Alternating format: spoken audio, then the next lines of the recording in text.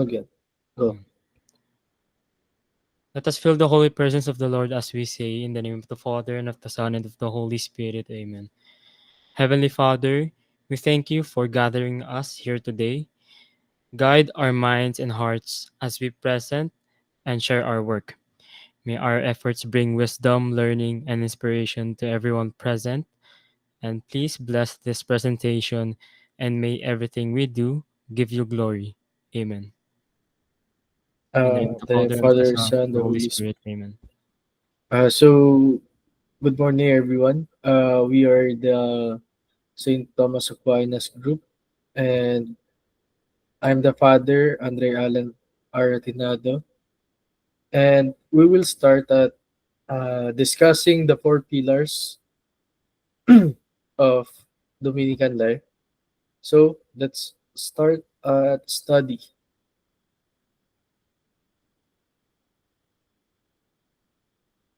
So, ang ano ko dito is, yung sa first picture, yan yung tayo as a BEC. And then, yung sa second picture naman is, yan yung, yan yung araw na uh, natapos kami mag-defense sa business plan namin.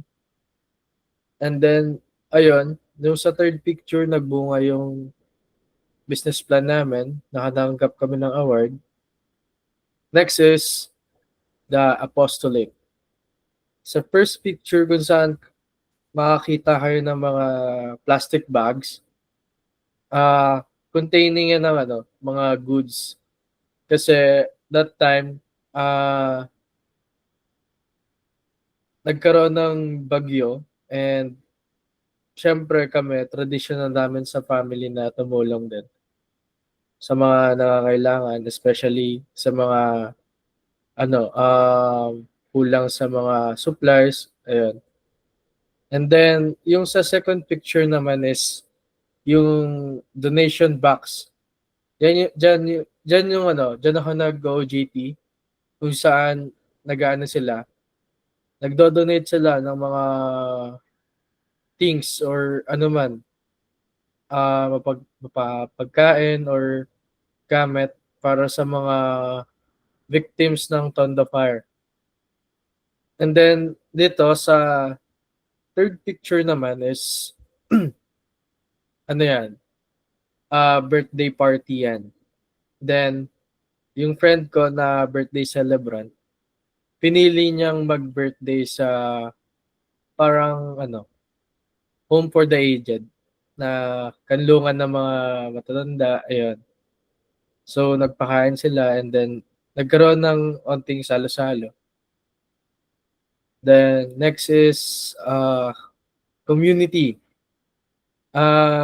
Lately, medyo na-hook ako sa pickleball. So, naging bonding na din namin ng family ko and also my friends na mag-pickleball. Then lastly is our prayer. So kung mapapansin nyo, Shabbat Shalom and Halagay. Actually, hindi ako Roman Catholic. So I'm born again Christian. So, usually, lagi kaming nagsa-service tuwing Friday with my family. And, ayun lang. So, kumbaga parang ngayon na yung naging bonding namin throughout the Friday. Then, next, I will pass the floor to the mother to share his presentation.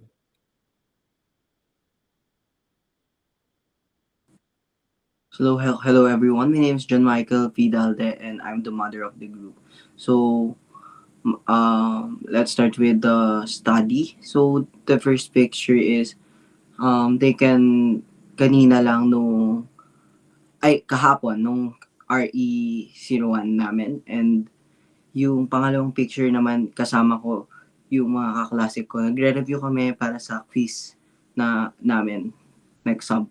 And the last picture is when I got my awards nung grade 11. Ay, grade 12. Next slide, please.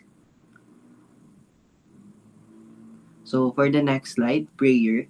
So, the first photo was taken last Sunday nung nagsimba kami sa Bulacan. And then, yung photo naman sa taas is kinuha siya nung NSTP. Pumunta kami chapel para mag-pray. And pinuntahan din namin yung Mama Mary na dinala sa letran. Tapos yung next is yung picture ng simbahan sa may Intramuros.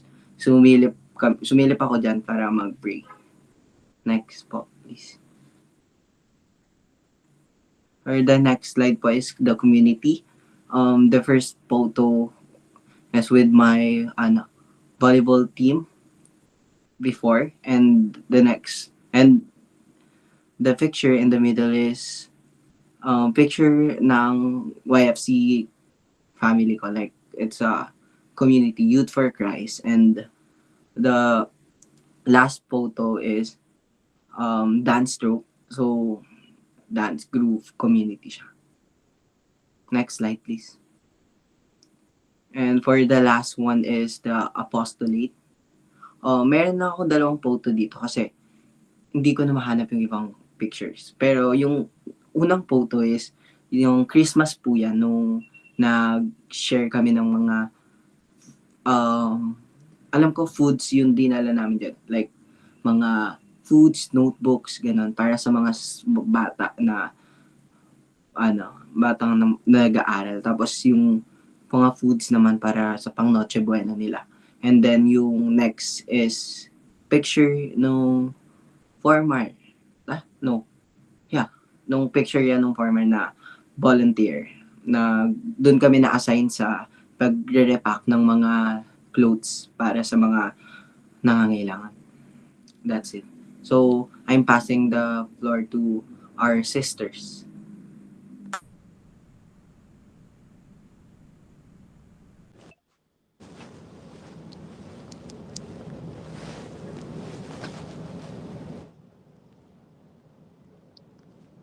Hello, I'm Marky Fabian, and my prayer pillar is the first photo is yung pumunta kami um, sa malapit Intramuros na chapel, and the second photo pinuntahan namin yung Mama Mary. And next slide, please.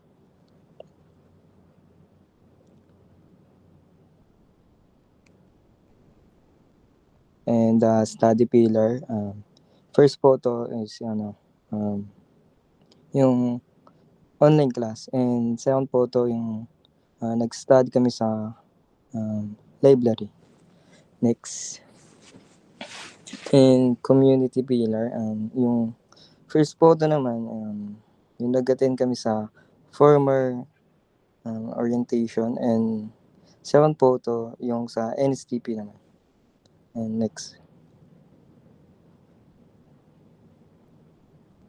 Apostolic pillar naman, isa lang yung picture ko dyan eh. Yung nag-ayos kami ng mga damit, and niwalay namin yung mga pwede pa at hindi na.